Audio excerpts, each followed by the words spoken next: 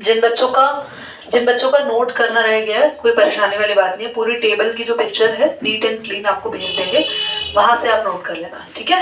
Board पे देखो बच्चे, सबसे पहले हम कौन से मिरर की बात कर रहे हैं? कॉनकेव मिरर की बात करते हैं। कॉनकेव मिरर क्या होता है? अगर आप इस तरीके से मिरर को देखें तो उसका जो बैक बल्जिंग आउट वाला पार्ट है, जो पार्ट बाहर की तरफ निकल रहा है, वो जो पार्ट होता है कॉनकेव मिरर का, वो होगा यहाँ पे पॉलिश्ड। ऐसे मिरर ऐसा दिखेगा आपको, यहाँ से आपको मिरर दिखेगा। कौन बच्चा बताएगा कॉनकेव मिरर की फोकल लेंथ नेगेटिव होगी या पॉजिटिव होगी? मुंह से कौन बोल रहे हैं? एक बार पॉज करो। तो फोकल लेंथ नेगेटिव होगी या पॉजिटिव होगी वंदना? नेगेटिव। रीजन के साथ। चिराग रीजन बताएगा। क्योंकि इसके ना जो फोकल लेंथ होती है ना, शुभम? क्योंकि फोकल लेंथ ना लेफ्ट साइड होती है, क्योंकि इसका फोकस लेफ्ट साइड है। फोकल लेंथ को तो देखना ही नहीं है, क्योंकि इसका फोकस लेफ्ट साइड है और जितनी भी चीजें लेफ्ट साइड से मेजर करते हैं, जो चीजें लेफ्ट में होती है वो नेगेटिव होती है। तो चंदन लक्ष्य का ये चीज ध्यान रखेंगे। तो कॉनकेव मिरर का जो फोकस होता है, वो फोकस कहाँ पर है? देखो लेफ्ट तरफ है, तो इसलिए कॉनकेव मिरर की फोकल लेंथ हमेशा नेगेटिव होती है। ये बात याद रखेंगे। और एक और बात याद रखते हैं, कॉनकेव मिरर एक ऐसा मिरर है जो कि यूज किया जाता है गाड़ियों के हेडलाइट्स में। आपको बताया था, हाँ। तो कॉनकेव मिरर ऐसे रखते हैं, यहाँ पे लाइट लगाते हैं, उस लाइट को रखते हैं फोकस पे, उससे लाइट जाती है और सारी लाइट कहाँ जाती है? देखो ऐसे। ये कैसा मिरर होता है? Diverging mirror. ये कितने बच्चों को पता था कि ये डायवर्जिंग मिरर है? हाँ, डायवर्जिंग मिरर है ना? Converging mirror. एक मिनट, इसका मतलब आप सब पढ़ रहे हैं, ध्यान से सुनो। उल्टा बताया मैंने आपको। सारी रेज आती है और ये मिरर फोकस पे उसे इकट्ठा कर देता है। So this is not going to use in headlight, this is a converging mirror. ये बल्कि यूज होता है डिश एंटेनास में, याद करो, ताकि सारे सिग्नल को डिश एंटीना क्या करती है? सारे सिग्नल को एक जगह फोकस कर देती है। कहीं से दूर से सिग्नल या लाइट आ रही है, उसको एक जगह इकट्ठा कराना हो तो कौन काम करता है? Concave mirror. तो कॉनकेव मिरर सारे के सारे सिग्नल्स को क्या करता है? एक पॉइंट पर कन्वर्ज कर देता है। It's not a diverging mirror, it's a absolutely right. Diverging तो वो था जो ऐसे, याद आया? वो पढ़ेंगे अभी। एक और बात, कॉनकेव में क्या क्या पढ़ा हमने? फोकल लेंथ होती है नेगेटिव, ठीक है, याद रखेंगे सभी बच्चे। फोकस कहाँ होता है इसका? लेफ्ट साइड पर, याद रखेंगे। कन्वर्जिंग मिरर होता है, ये याद रखेंगे, बिल्कुल भी नहीं भूलेंगे। और अब जरा कुछ यूजेस डिस्कस कर दे। एक तो मैंने ही बता दिया डिश एंटीना, दूसरा यूज स्मिथ बताओ। डेंटिस्ट के द्वारा यूज होता है to see the large amount of tooth and also doctor use this to focusing the. कौन ये कह रहा है डेंटिस्ट के थ्रू यूज होता है, पर डेंटिस्ट के थ्रू यूज होने में कौन बताएगा इनमें से कौन सा रे डायग्राम डेंटिस्ट के थ्रू कॉनकेव मिरर यूज हो तो काम करेगा? आप बताएंगे। फर्स्ट वाला एड इंफिनिटी एट फोकस वाला। ओके, कोई और? चिराग? लास्ट वाला, सबसे लास्ट वाला, एब्सोल्युटली राइट। फर्स्ट वाला क्यों? मतलब आप कह रहे हो कि आपका ऑब्जेक्ट इंफिनिटी पे है, मतलब डेंटिस्ट पेशेंट को भेज देता है चांद पे कि पेशेंट का दांत इंफिनिटी से दिख रहा है। पेशेंट का जो टूथ है ना, वो सबसे नियर होता है, और सबसे नियर आपका ऑब्जेक्ट सिर्फ किस केस में पहुंच रहा है? और एक और बात, यहां पर सबसे नियर है, आपके मिरर के सबसे पास ऑब्जेक्ट है। और दूसरी बात, इसमें पहली बार वो केस है जिसमें इमेज बन रही है पीछे और बन रही है सीधी, और इसलिए डेंटिस्ट को भी टूथ दिखाई देता है सीधा।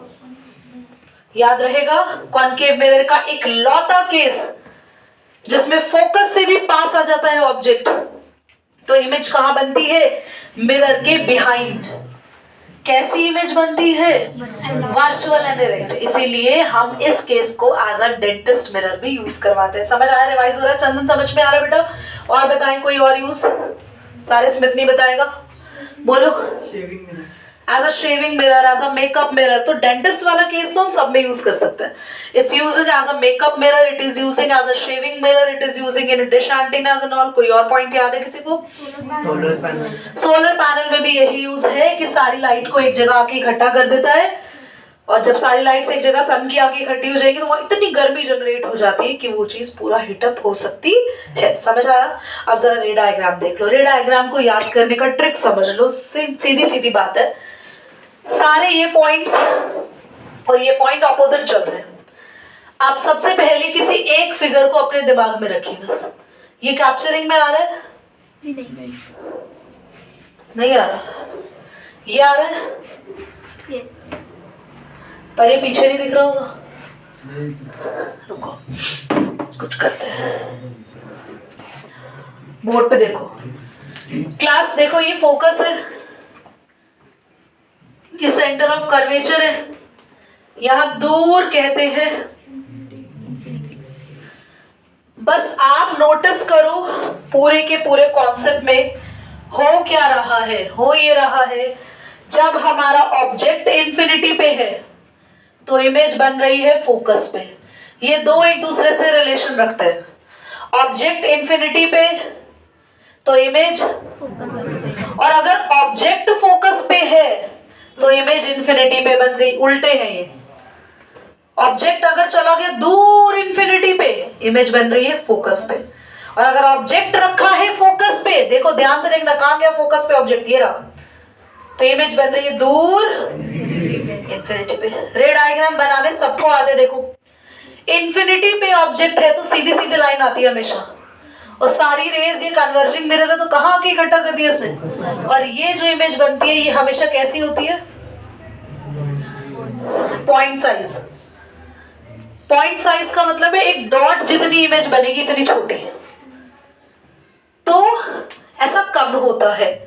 अगर कभी आप सन के सामने कॉनकेव मिरर रखो तो सन की इमेज एक पेपर पे बनती है, उसके सामने पेपर रख देना, देखो वो पेपर जल जाएगा।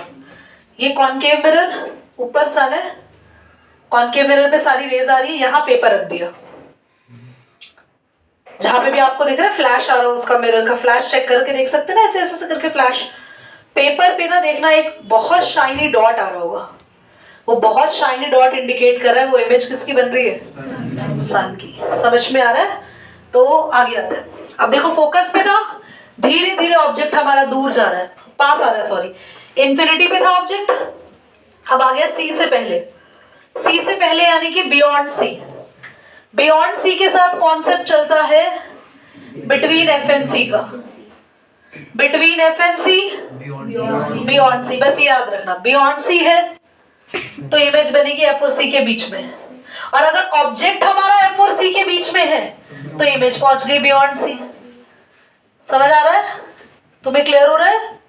चंदन हॉच पॉच चल रहा है दिमाग में कुछ? पक्का? तुम्हें रिद्धि और ये कृष्णा एंड लकी सर आपको? अब आगे आते हैं। एट सी, एट सी, ये स्टार क्यों डाला? क्योंकि ये इंपॉर्टेंट है। ये एक ऐसा केस है जहां ऑब्जेक्ट है उसके जस्ट नीचे इमेज बन जाएगी। और साथ ही साथ एक और अच्छी बात, और आप एक और चीज नोटिस कर रहे हो, जितना ऑब्जेक्ट दूर होता है ना इमेज छोटी होती रहती है। जैसे जैसे ऑब्जेक्ट पास आ रहा है ना इमेज थोड़ी बड़ी हो गई, यहाँ और बड़ी हो गई। और यहाँ पे तो केस हो गया कि इमेज देखो कितनी बड़ी बन रही, दिख रहा है? एनलार्ज, यहाँ हाईली एनलार्ज, और इधर तो बहुत ही बड़ी बन गई पीछे। इसलिए डेंटिस्ट यूज करते हैं ये वाला मिरर। पास में जितना ऑब्जेक्ट रखेंगे ना उसकी इतनी ही बड़ी इमेज बनाएंगे। तो डेंटिस्ट ये यूज करते, देखना उनके ना पास ऐसे एक इंस्ट्रूमेंट होता है, वो उससे मुंह खोलते हैं ना ऐसे, वही इमेज बनाते हैं। उनको बहुत बड़ा टूथ दिखता है उसमें। समझ आ रही है आपको मेरी बात? क्लियर हो रहा है?